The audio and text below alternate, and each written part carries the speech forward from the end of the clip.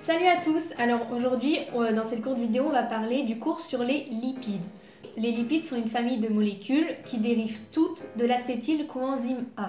À savoir qu'à jeun, le taux de lipides plasmatiques est d'environ 7 grammes par litre.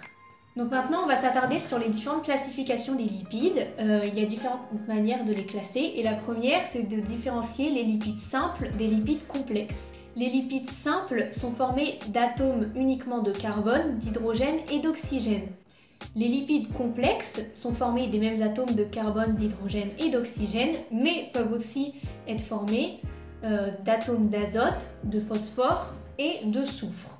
La deuxième classification classe les lipides en fonction de leur provenance à l'acétylcoenzyme A et s'ils sont hydrolysables ou non hydrolysables. L'acétylcoenzyme A dérive et donne deux molécules de base qui sont les isoprénoïdes ou les acides gras. Ces isoprénoïdes ou acides gras simples sont non hydrolysables. On va commencer par voir tout d'abord les isoprénoïdes parce qu'on en aura besoin pour voir les prochains lipides.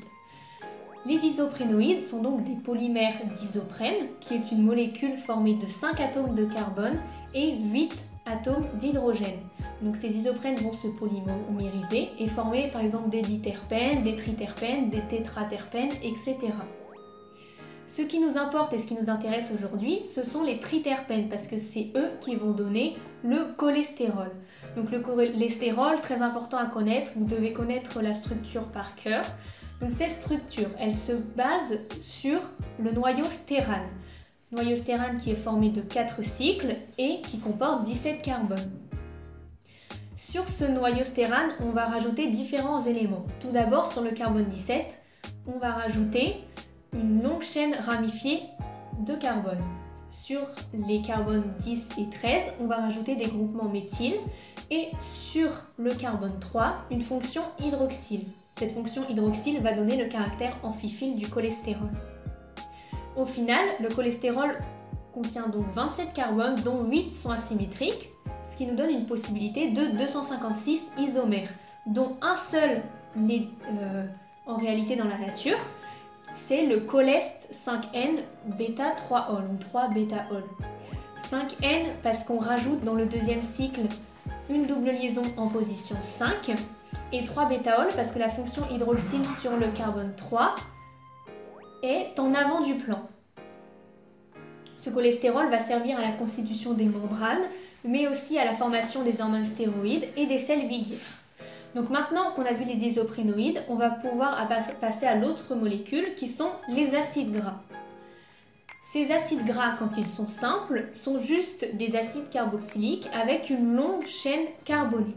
Cette chaîne carbonée est non ramifiée chez les mammifères et possède un nombre pair d'atomes de carbone. On peut le représenter par une formule qui est un CH3 lié à un nombre n de CH2 qui est supérieur ou égal à 2, lié à la fonction carboxylique COOH.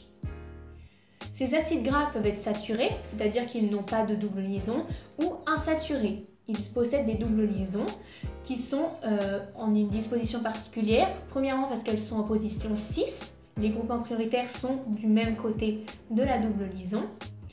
Et elles sont en position malonique, c'est-à-dire qu'elles ne sont pas conjuguées, il y a un groupement méthylène entre chaque double liaison. On est donc dans la conformation double liaison, liaison simple, double liaison. Ces acides gras ont une caractéristique importante pour les exos, qui est la température de fusion. Ils possèdent chacun une température qui les fait passer de l'état solide à l'état liquide, qui dépend de deux choses. Premièrement, de la longueur de la chaîne carbonée. Plus elle est longue, plus la température augmente. Et ensuite, des doubles liaisons. Plus il y a de doubles liaisons, plus la température diminue. Il y a quelques acides gras que la prof demande de connaître.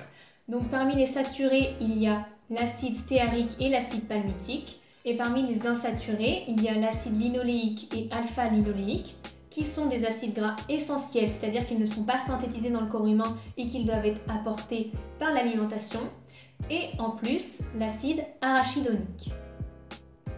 Donc maintenant qu'on a ces acides gras, on va pouvoir les lier à d'autres complexes et molécules pour former les lipides hydrolysables. Ces lipides hydrolysables, il y a d'abord les lipides simples hydrolysables et les lipides complexes hydrolysables. Donc les lipides simples sont par exemple les glycérides et les stérides. Donc premièrement, on va avoir les glycérides Ils sont formés sur une base de glycérol qui est formée de 3 carbones avec chacun lié à une fonction hydroxyle. On l'appelle d'abord le premier SN1, ensuite SN2 et ensuite SN3. Donc les acides gras sont liés par leur fonction carboxylique à la fonction hydroxyle du glycérol, ce qui donne des liaisons esters. Si on lie un acide gras, ça fait un monoglycéride, 2 un diglycéride et 3 un triglycéride. C'est ces triglycérides qui est la forme fonctionnelle dans le corps humain. Ces triglycérides n'ont donc plus de fonction polaire, vu que les OH du glycérol sont tous liés à des COH de l'acide gras. Ils sont donc totalement insolubles dans l'eau et hydrophobes. La deuxième famille sont les stérides. Les stérides sont aussi des esters d'acide gras, mais cette fois-ci avec du cholestérol.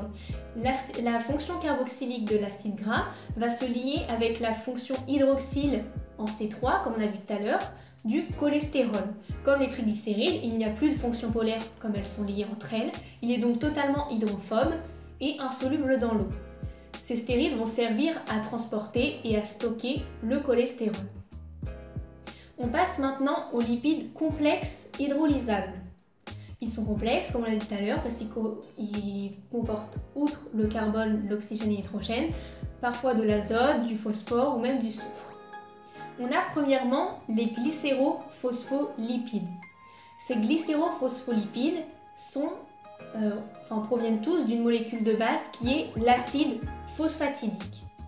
L'acide phosphatidique est composé d'une molécule de glycérol et de deux acides gras liés à ce glycérol en SN1 et SN2.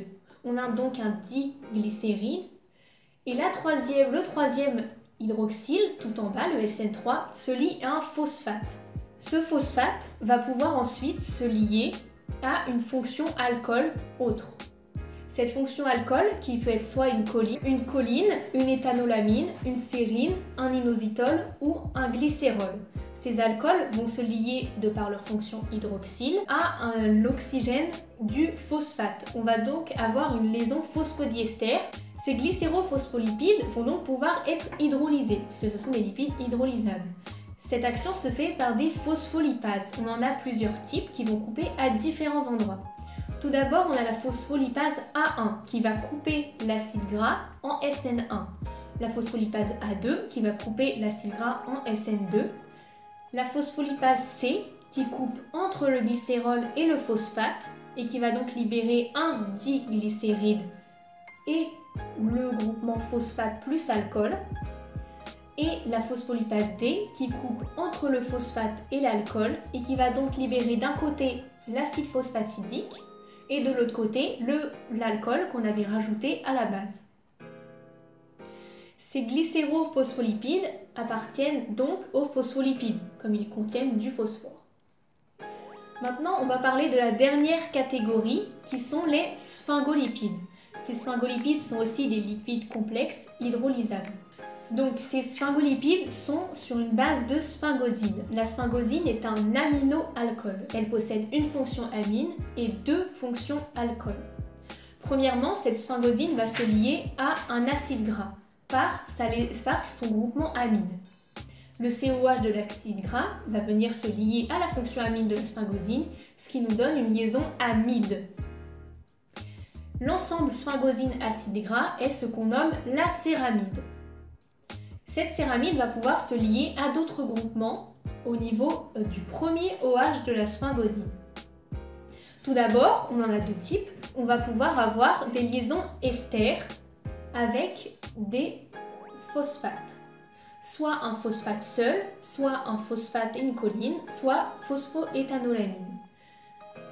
Quand on a une céramide plus un phosphate, qui est de la choline ou de l'éthanolamine, on rentre dans la catégorie des lipides qui s'appellent sphingomyélines. Comme ils possèdent un phosphate, ils font aussi partie des phospholipides. Le deuxième type de liaison qu'on va avoir avec le premier OH de la sphingosine, c'est une liaison eau-glucosidique. Donc on va pouvoir soit avoir des oses simples, ce qui est donc un cérébroside, soit des oses complexes qui sont neutres ou acides. Souvent ce sera l'acide sialique, le NADA que vous avez vu. Et quand on a des oses complexes, ce sont des gangliosides. Ces cérébrosides et ces gangliosides, ce sont donc des sphingolipides, puisqu'ils ont une sphingosine, mais ils appartiennent aussi à la catégorie des glucolipides, puisqu'ils sont composés de sucre. Une chose à savoir est que les lipides simples hydrolysables qu'on a vus, les glycérides et les stérides, donnent maximum 2 groupements différents quand on les hydrolyse. Alors que les lipides plus complexes, comme la sphingosine, vont donner au minimum 3 composés différents. Voilà, j'espère que cette vidéo aura pu vous aider. Bonne journée à tous.